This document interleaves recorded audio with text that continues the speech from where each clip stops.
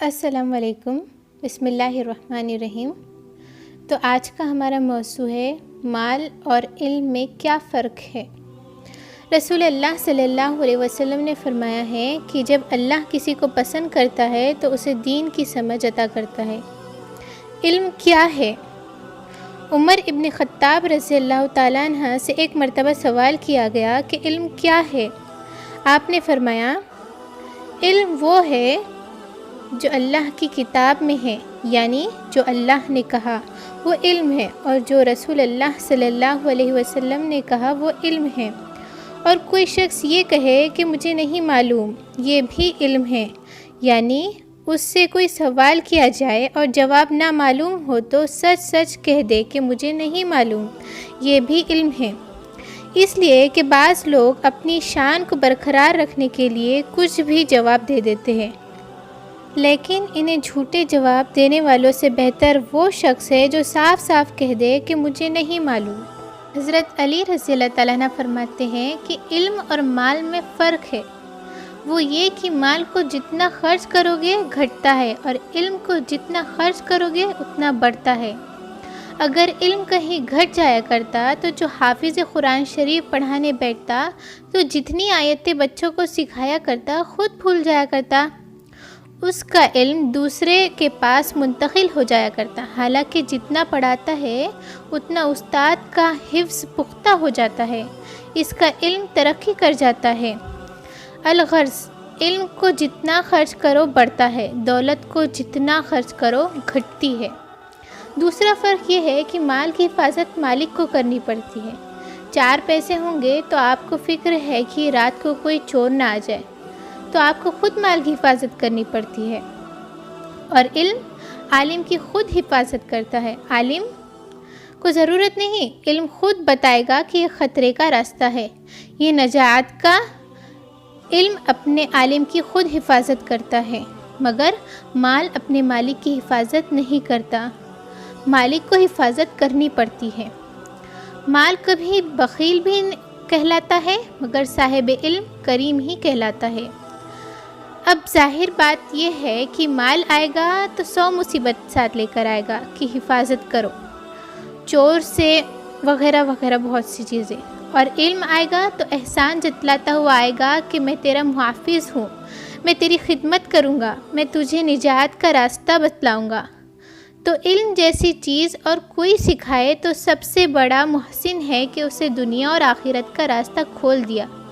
مال خرچ کرنے سے کم ہوتا ہے اور علم ترقی کرتا ہے۔ دولت سے راستے نہیں کھلتے، اس سے آدمی بہکتا ہے، سوائے اس کے کہ وہاں بھی علم ہی کام آتا ہے۔ اگرچہ علم کے مطابق کمائے اور علم کے مطابق خرچ کرے تو دولت کام دے گی، اور اگر جاہلانہ طریقے سے کمائے، حلال و حرام کی امتیاز نہ کرے، خرچ کرنے میں حلال و حرام کی امتیاز نہ ہو تو دولت مصیبت بن جاتی ہے۔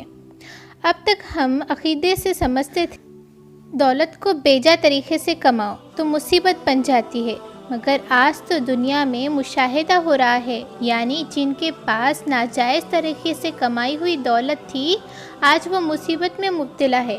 وہ کہتے ہیں کہ خدا کے دولت نکالے جان تو ہماری بچ جائے گی۔ کوئی پہاڑ میں چھپا رہا ہے، کوئی سمندر میں ڈال رہا ہے، مگر گورنمنٹ ہے کہ کھوج نکال کر ان چیزوں کو نکال رہی ہے، تو مالداروں پہ ایک مصیبت گزر رہی ہے۔ یہ اللہ کا فضل ہے کہ اس وقت ہم لوگ جو یہ کہا کرتے تھے کہ تھوڑے پیسے کافی ہے، جو غریب یا زاہد تھے، آج انہیں یہ کیسے کا موقع ہے۔ آرام میں تو ہم ہیں، تمہاری دولت نے تمہیں فائدہ نہیں دیا، ہماری غربت نے ہمیں فائدہ دیا۔ فقیر کے گھر کوئی گورنمنٹ کا آدمی نہیں آئے گا کہ ٹیکس ادا کرو، وہ کہے گا کہ میرے ہاتھ پہلے ہی کچھ نہیں، وہ کہاں سے ادا کروں، وہ آرام سے ہے، اور جس کے ہاتھ میں سب کچھ ہے وہ مصیبت میں مبتلا ہے۔ حضرت تھانوی رحمۃ اللہ علیہ کہا کرتے تھے کہ ہم کچھ نہیں رکھتے، اس لیے ہم غم بھی کچھ نہیں رکھتے، ہم دستار بھی نہیں رکھتے، پیچ و غم کہاں سے رکھتے، جس پر دستار ہوگی وہ پیچ و غم کی فکر کرے۔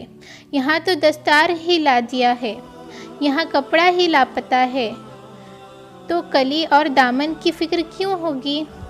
بہرحال جو لوگ کم یعنی ضرورت کے مطابق رکھتے ہیں وہ آرام میں ہیں، اور جو زیادہ رکھتے ہیں وہ مصیبت میں ہیں۔ مگر کیوں مبتلا ہے؟